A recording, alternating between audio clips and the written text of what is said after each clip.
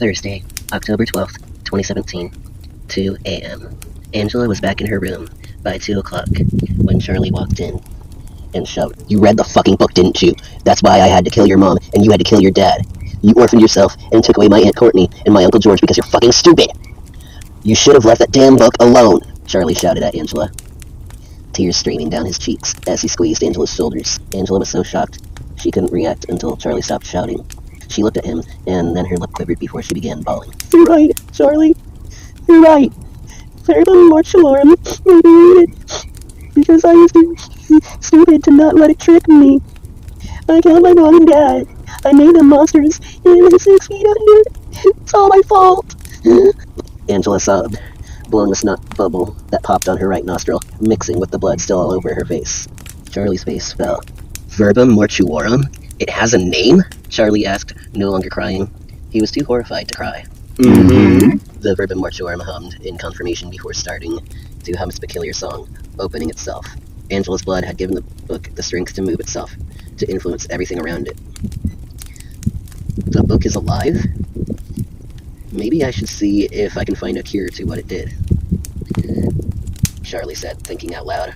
He picked the book up and started touching the pages when he unexpectedly got a paper cut, bleeding on the Verbum Mortuorum himself. He looked through the pages, Angela didn't, and came upon more disturbing pictures. The first drawing Charlie saw was of a girl crawling on her knuckles, with a screwed-up underbite smile and freakish eyes. The next drawing was of a boy with both legs amputated, and using them like a pair of crutches. The expression appeared to be one of wide-eyed laughter. The next one was of a man split in half, smiling and bleeding. Charlie read the text on the next page. "Skotalum, Kodar, Shikmu, Ventvuk, Staktosh, Kudor, Kedor." Charlie recited, ignoring his paper cut bleeding all over the pages, inked in older blood. "Hypocrite, your blood's with shit," Angela shouted, as the book slammed itself shut again, and resumed humming its happy and unusual melody. Angela's voice took on a dull tone as she taunted Charlie, her eyes burning like fire as they went from baby blue to a bright, saturated orange. Her mouth had been open, and was filled with blood from both of her parents. Her curse began via oral infection. Her eyes sunk in as her waist, neck, arms, and legs elongated by a foot. Her skin peeled up, and she smiled wickedly at Charlie with a sadistic and childish glee. She giggled as the sound of Grandpa Herman screaming could be heard. Herman was being attacked by George's possessed arms. They were still rotten where they were separated from George's body, but they were actively grabbing Herman. "Hey, Dad, why don't you too? That way you could be your own better half. You know, since I killed your home." George's white bulb-eyed head taunted, cackling. "You know what, George? You were a shitty son when you were alive, and you're somehow even worse as a headless, armless, possessed corpse. So go out and finish me, you disgraceful waste of my seed!" Herman shouted, then started screaming as George's floating arms yanked away from each other, and Herman began splitting in half diagonally above the left shoulder and down the right hip. Mildred's corpse woke up with the possession, and her irises were white and rimmed in red, just like Courtney's had. She started laughing with her headless son. The possession took over Herman's split corpse, and his eyes were a pair of black bulbs, and his mouth sprouted razor-like fangs where his teeth were. Charlie ran as fast as he could, taking the book with him as he left Angela's room. Angela cackled at him while tearing her own head off. Charlie got to the elevator and went to the floor where his parents and kid siblings were. He felt the weight of the elevator change, and as soon as he exited, he looked on top to see Angela's fiery-eyed, severed head laying on its side, with her elongated body standing behind it. Abruptly, Angela's head roared as it flew off into the elevator, and descending via levitation was her body.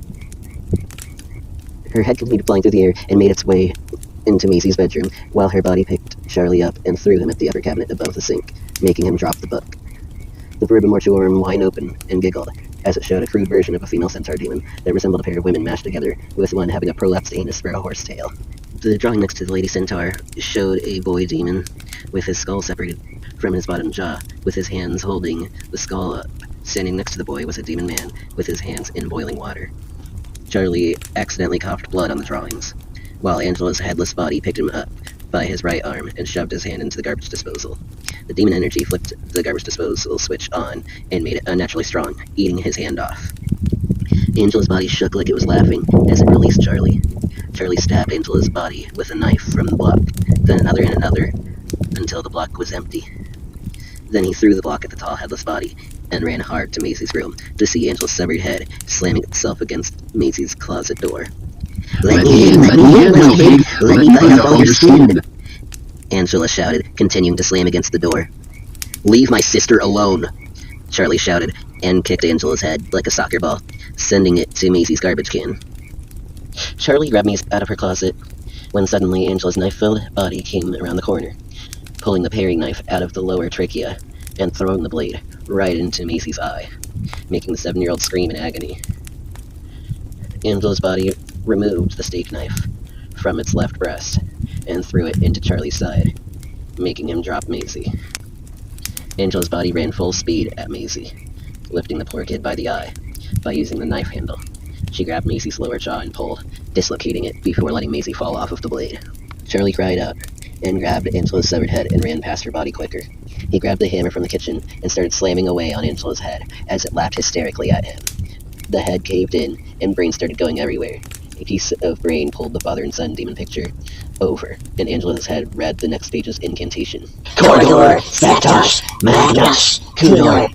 Angela's head screamed for the first and last time, the dual-tone voice shrill and full of rage before Charlie's last hammer swing finished taking out the brain and making the head look like a Halloween punch bowl. Maisie's corpse suddenly scurried into the room on all fours, crawling with balled fists. Her remaining eye was a white bulb like her Uncle George's eyes. She smiled with a crude underbite, and she was covered in more blood than Charlie thought possible. She just entered as Charlie duct-taped his stump shut on an excessive level to save himself. Charlie backed away as he saw she was dragging Angela's now unpossessed body by the shirt with one of her balled fists. Grunting and hopping behind her was Hunter, with his legs below the knees torn off and propped under his hands. Charlie shouted, "Oh, hell no!" Then he ran back to the elevator, still holding his hand. The evil black mist flew into Lilith and Annabella through the vents and caused Annabella to run downstairs and meet Lilith in the kitchen. With eyeballs like black bulbs opposing Lilith's fiery orange eyes, she got naked, with her sister-in-law prolapsing her own anus before grabbing Lilith's waist and shoving her head out the woman's lower gut like a C-section.